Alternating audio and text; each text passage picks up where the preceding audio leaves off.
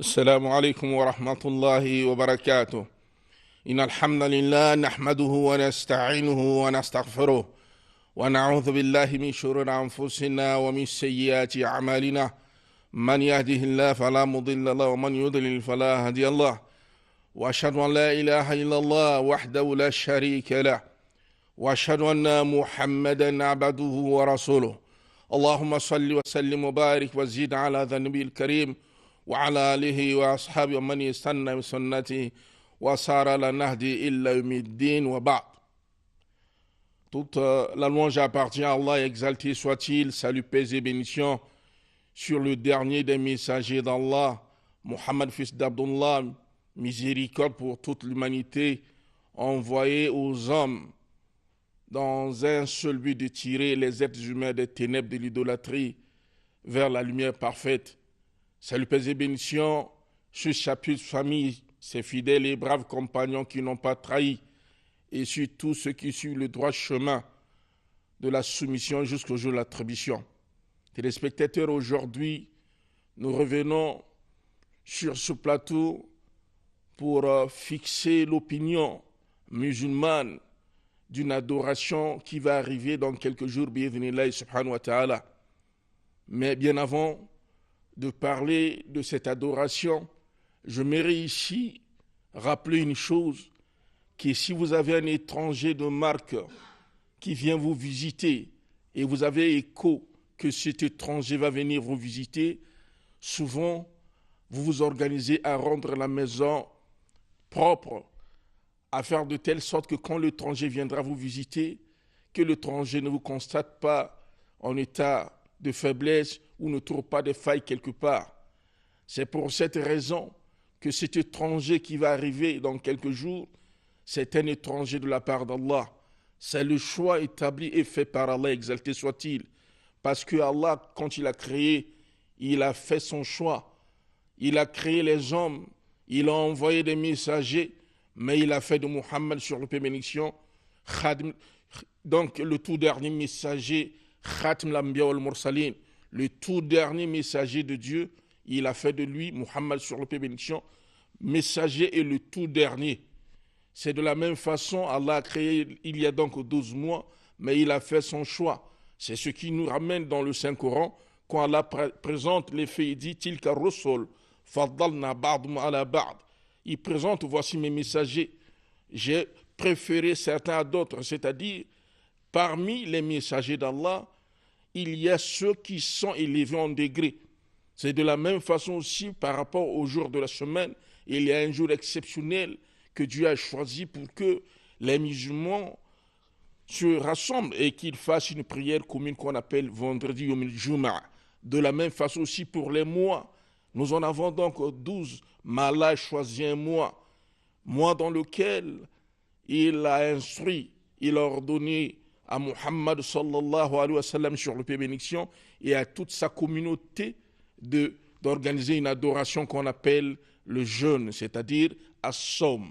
C'est pour cette raison, il recommande dans le Saint-Coran, parlant de cette adoration, Allah interpelle les croyants en ces termes.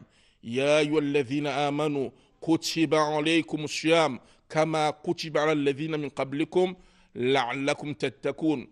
Oh, vous les croyants, vous qui avez proclamé la foi en Allah, vous qui avez proclamé la foi, avoir foi aux anges, les créatures d'Allah, aux messagers d'Allah, aux livres révélés, aux prophètes, au destin qui touche le bien et le mal, au jour de l'attribution. Kutiba alaykum. Il vous a été prescrit le mois de Ramadan. Kutiba alaykum siyam. Il vous a été prescrit le jeûne du mois de Ramadan. Kama kutiba ala alladhina min qablikum. Comme il a été prescrit à ceux qui vous ont précédé, c'est-à-dire les communautés antérieures, celles qui ont précédé bien avant l'avènement du prophète Muhammad sur paix bénédiction, et il y a eu des communautés que Allah subhanahu wa ta'ala, Allah exalté soit-il, quand il a envoyé ses messagers, il leur faisait passer aussi cette adoration qu'on appelle le jeûne. Le jeûne n'a pas commencé avec Muhammad sur paix bénédiction, bien avant Muhammad. Le prophète Jésus, le prophète Isa alayhi salam, faisait le jeûne. Sa communauté également jeûnait. Le prophète Moïse alayhi salam, sur le paix bénédiction, faisait aussi donc le jeûne. Mais Allah précise à Muhammad sous bénédiction, il dit, nous avons prescrit à toi, c'est-à-dire à ta communauté, le jeûne du Ramadan, comme l'avions également prescrit à ceux qui vous ont précédés. En faisant donc cette adoration, nous atteindrons ce qu'on appelle la taqwa, la'allakum tattaqun.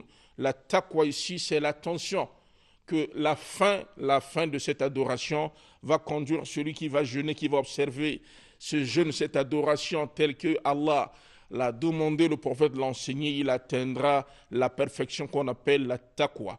La taqwa ici a été définie par les savants de l'islam. D'abord, linguistiquement, la taqwa al-wiqaya. La taqwa veut dire al-wiqaya, c'est une barrière. Et quand nous revenons dans le lexique religieux, at-taqwa bimana an taj'al baynaka wa bayna dhabillahi wa ghadabi al-wiqaya. Ça veut dire ériger une barrière. On érige une barrière entre toi, le fils d'Adam, et le châtiment d'Allah qui te guette.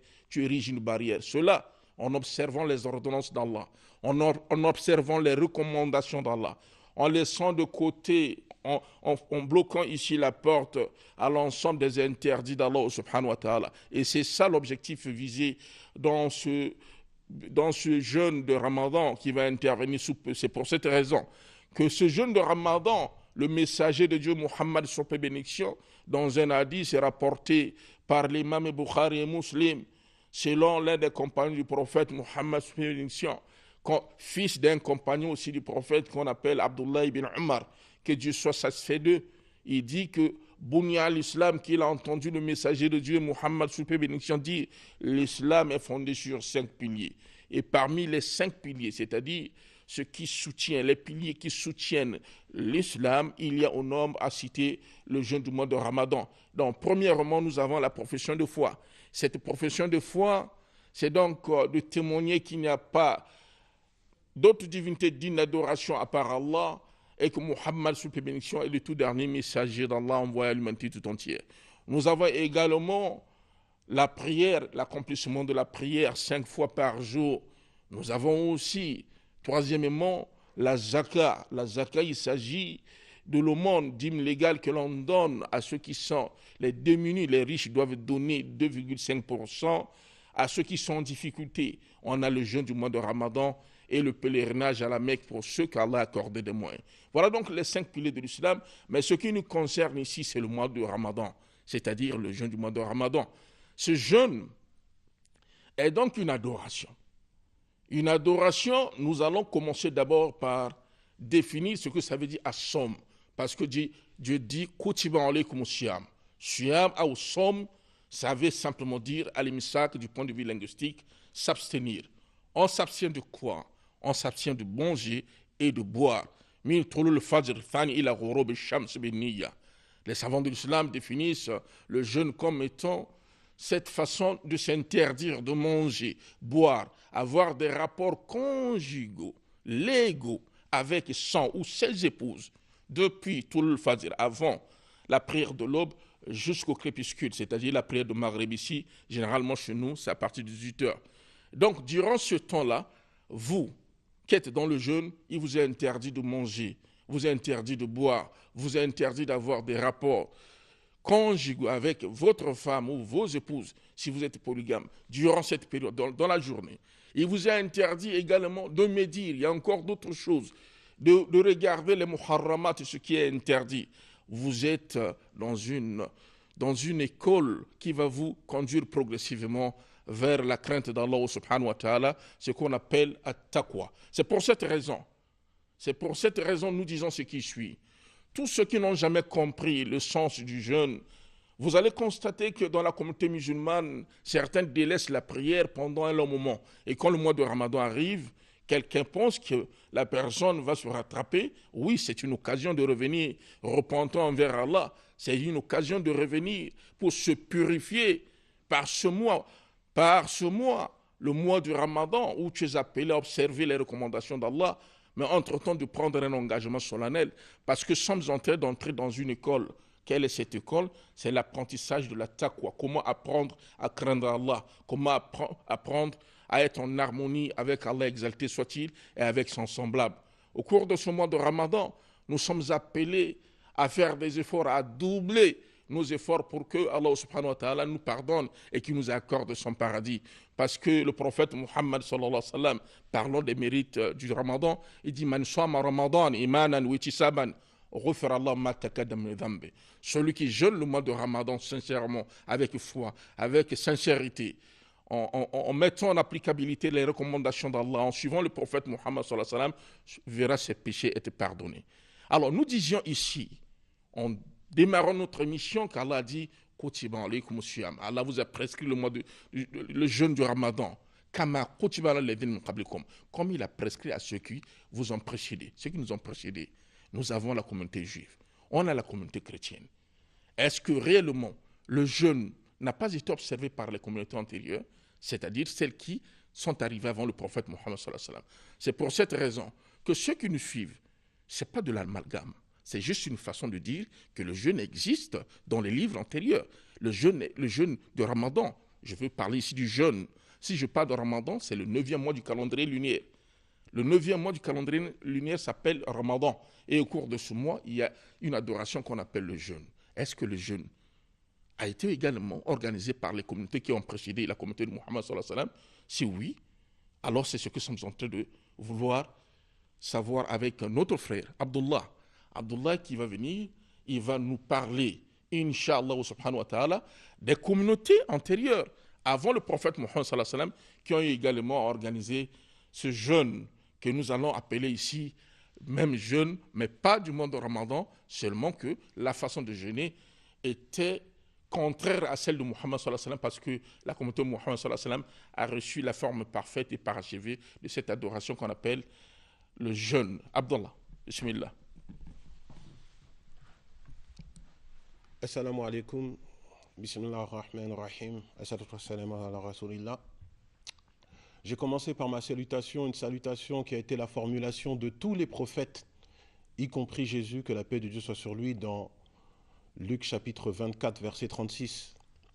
Alors, très chers auditeurs et téléspectateurs de Télécongo, moi qui suis un enfant de la diaspora africaine, je suis très honoré et je remercie Télécongo de me laisser participer à ce petit événement spirituel. Alors effectivement, je commencerai un verset coranique dans la sourate 46, verset 9, où Allah ordonne à son prophète, le prophète Mohammed alayhi salatu wa salam, il lui dit, dis, ma kuntu bid'an mina rusuli. Je ne suis pas une innovation parmi les messagers. Et ce passage, mes très chers frères et sœurs, est un passage qui est la clé. C'est la clé qui ouvre la porte de la séparation entre nous, musulmans, et nos voisins chrétiens et juifs. Voilà, c'est la clé qui ouvre cette porte et qui fait que cette séparation se dissipe. Parce que, très chers téléspectateurs, lorsque vous voyez un musulman arpenter les rues de Brazzaville avec une barbe abondante comme la mienne, sachez, mes très chers frères et sœurs, qu'il ne fait qu'honorer le verset que je viens de citer. Je ne suis pas innovation parmi les messagers. Car tous les prophètes avaient la barbe. Aaron avait la barbe. Psaume chapitre 133, verset 2. David avait la barbe. 1 Samuel chapitre 21, verset 13. Moïse, Jésus avait la barbe. Conformément à la loi mosaïque, dans Lévitique chapitre 29, verset 17, où on nous dit de laisser la barbe aux enfants d'Israël. Très chers téléspectateurs, vous voyez un musulman s'interdire formellement le porc, il ne fait qu'honorer le verset que je viens de vous citer. Je ne suis pas une innovation parmi les messagers, car la Bible a interdit aux enfants d'Israël de manger du porc. Deutéronome chapitre 14, verset 8. Très chers téléspectateurs, lorsque vous voyez un musulman rendre un strict culte à ne manger que de la viande dite halal, sachez encore une fois qu'il ne fait qu'honorer ce verset que je viens de vous citer. Je ne suis pas une innovation parmi les messagers, car la Bible dans l'Ancien Testament, Lévitique chapitre 17 verset 14, et dans le Nouveau Testament, Actes des Apôtres chapitre 15 verset 29, interdit de manger la viande non égorgée. Très chers téléspectateurs, lorsque le musulman s'apprête à faire le pèlerinage, un pèlerinage que même si vous n'avez pas d'amour pour les musulmans, vous saurez quand il commence et quand il finit, le musulman ne fait qu'honorer le passage que je viens de vous citer, je ne suis pas une innovation parmi les messagers. Car dans la Bible, dans Deutéronome chapitre 16, verset 16, Dieu avait ordonné aux enfants d'Israël de faire le pèlerinage. Et Jésus lui-même effectuait le pèlerinage dans Luc chapitre 2, versets 41 à 42. Alors, au sujet du Ramadan, c'est la même chose. Comme l'a dit mon très cher grand frère Shir Youssouf Ngolo, la Bible témoigne que le jeûne a toujours eu lieu. Moïse a jeûné 30 jours et 30 nuits, rappelez-vous, c'est dans Deutéronome chapitre 19. Esdras a jeûné, c'est dans Esdras chapitre 18. Jonas a jeûné, c'est dans Jonas chapitre 3. Joël a jeûné, c'est dans Joël chapitre 2. Donc, comme vous le voyez, tous les prophètes ont jeûné. Et il y a quelque chose qu'on doit souligner. Quand vous allez dans la tradition juive, la communauté juive, les Juifs se réclament de Moïse. Mais il faut savoir que Moïse a jeûné 40 jours et 40 nuits, mais dans la communauté juive, actuellement, nous jeûnons que 7 jours dispersés dans le calendrier hébraïque. 7 jours, dont 5 jeûnes mineurs et 2 jeûnes majeurs. Le premier jeûne majeur, c'est le jeûne du mois de Av, le 9e jour du mois de Av, pour commémorer la destruction des 2 temples de Jérusalem. Et le deuxième jeûne majeur, c'est le jeûne de Yom Kippour, qui est l'équivalent. C'est l'équivalent du Ramadan pour nous. Un jeûne où on fait des prières collectives et on demande le repentir. Mais remarquez que Moïse a jeûné 40 jours et 40 nuits, mais les Juifs actuels ne jeûnent que 7 jours dans l'année. Du côté du christianisme, le carême a été instauré qu'au IVe siècle. Et au fil du temps, il a subi de nombreuses modifications. Par exemple, en l'an 364, avec le concile de Laodicée, le carême ne consistait pas à jeûner et s'abstenir de manger ou de boire. Mais non, il consistait plutôt à une restriction alimentaire, à savoir manger que du pain sec et des fruits secs. Et au 7e siècle, à cette époque-là, il y a eu encore une nouveauté qui consistait tout simplement à ne manger qu'un repas quotidien dans la semaine et à jeûner complètement le samedi et le vendredi saint. Donc vous voyez que nous sommes loin des 40 jours de désert, de jeûne de Jésus, que la paix de Dieu soit sur lui. Alors, face à tout cela, comme l'a dit notre très cher grand frère, nous, musulmans, nous jeûnons 29 ou 30 jours, comme l'a fait notre prophète Mohammed, alayhi salatu wa salama. Et par cela, face à toutes ces nouveautés, parce que qui dit nouveauté dit innovation, qui dit innovation dit dénaturation du jeûne à son origine. Et donc le musulman se veut être le revivificateur d'un jeûne en conformité et en harmonie avec les prophètes. C'est très important. Alors je vous remercie de m'avoir laissé la parole et Inch'Allah, on espère à notre prochaine intervention passer à la deuxième partie que notre frère Shir Youssouf Ngolo a parlé dans la sourate Al-Baqarah au verset 183 où il a dit « Ô vous qui avez cru, on vous a prescrit le jeûne comme ceux qui vous ont précédé, peut-être atteindrez-vous la piété. » Alors de quelle manière, en s'abstenant d'une subsistance physique, une restriction de subsistance physique, on a l'élévation spirituelle. On verra ça, Inch'Allah, à une prochaine intervention avec l'équipe de Télé Congo. Barakallahu fikoum, jazakallahu khair. Je souhaite un très bon Ramadan à tous nos frères et sœurs musulmans.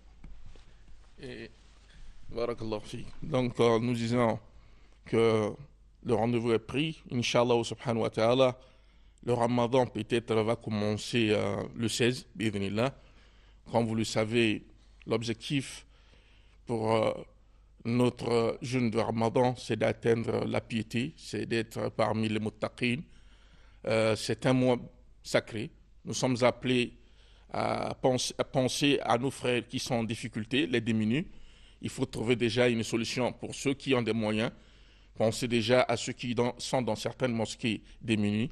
Leur envoyer un peu de vivres pour qu'ils participent à cette adoration avec quelques moyens qui pourront leur permettre, Inch'Allah, d'aller jusqu'à la fin de ce mois de Ramadan. Le prophète nous a demandé de jeûner avec la personne de la nouvelle lune et termine avec la nouvelle lune. Nous demandons à Allah de nous pardonner et de nous faciliter l'entrée dans le Ramadan. Wa ala hadha naqtafi wallahu ta'ala alam. Wassalamu alaikum wa rahmatullahi wa barakatuh.